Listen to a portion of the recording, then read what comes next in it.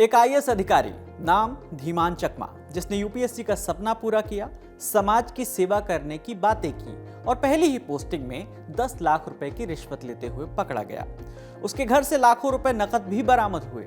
मामला इसलिए चर्चित हुआ कि पूरे देश में उसकी चर्चा होने लगी। फिर उसे सस्पेंड कर दिया गया। भ्रष्टाचार का केस दर्ज हुआ और लगा कि उसका प्रशासनिक करियर लगभग खत्म हो चुका है। लेकिन ठीक 1 साल बाद कहानी ऐसा मोड़ लेती है जिसकी शायद किसी ने कल्पना नहीं की थी। जिस अधिकारी पर रिश्वत लेने का आरोप है, उसे फिर से सरकारी सेवा में बहाल कर दिया गया है। इतना ही नहीं, उसे एक अहम विभाग में नई जिम्मेदारी भी सौंप दी गई है। इसके बाद सोशल मीडिया से लेकर राजनीतिक गलियारों तक बहस छिड़ गई। सवाल उठ रहे हैं कि क्या भ्रष्टाचार के आरोप झेल रहे अफसर को इतनी जल्दी दूसरी पारी मिलनी चाहिए? तो कौन है आईएएस धीमान चकमा? आखिर उन पर लगे आरोप क्या हैं? सरकार उनकी बहाली को किस आधार पर सही ठहरा रही है और इस फैसले पर इतना विवाद क्यों हो रहा है?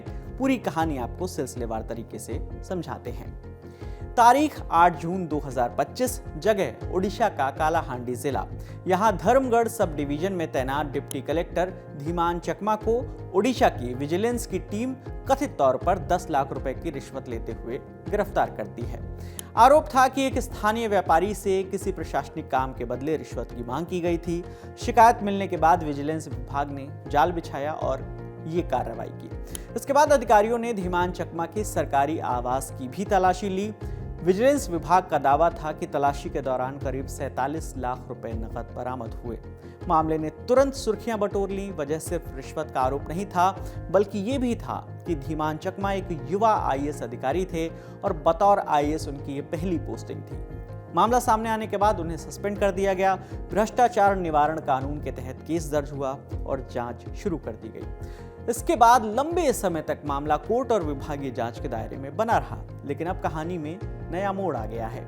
जून 2026 में ओडिशा सरकार ने धीमान चकमा की सेवा बहाल कर दी है। उन्हें राज्य के revenue and disaster management department में डिप्टी सेक्रेटरी के पद पर नियुक्त किया गया है। यहीं से विवाद शुरू हो गया। सोशल मीडिया पर कई लोगों ने सवाल उठाए कि जिस अधिकारी पर भ्रष्टाचार के गंभीर आरोप हैं, उसे दोबारा सेवा में क्यों लिया गया? कुछ लोगों ने यह भी पूछा कि जब मामला भी पूरी तरह से खत्म नहीं हुआ है, तब उन्हें महत्वपूर्ण विभाग में जिम्मेदारी कैसे दे दी गई? सोशल मीडिया पर इस फैसले को लेकर तंज भी देखने को मिले। कई यूजर्स ने सरकार के फैसले पर सवाल खड़े किए और अपनी नाराजगी जाहिर की। हालांकि सरकार की तरफ से इस पर अलग तरह की दलील दी जा रही है।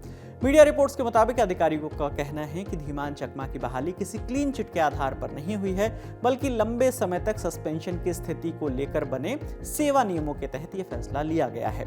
अधिकारियों का कहना है कि उनके खिलाफ चल रहा भ्रष्टाचार का मुकदमा अदालत में जारी रहेगा। इसके अलावा विभागीय जांच भी चलती रहेगी।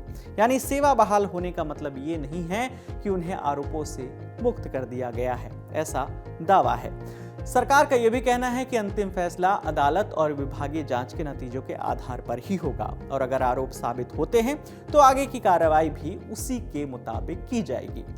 अब जरा धीमान चकमा के बारे में भी जान लेते हैं। धीमान चकमा मूल रूप से उत्तर पूर्वी राज्य त्रिपुरा के रहने वाले हैं। उन्होंने साल 2019 में पहली बार यूपीएससी की परीक्षा पास की थी।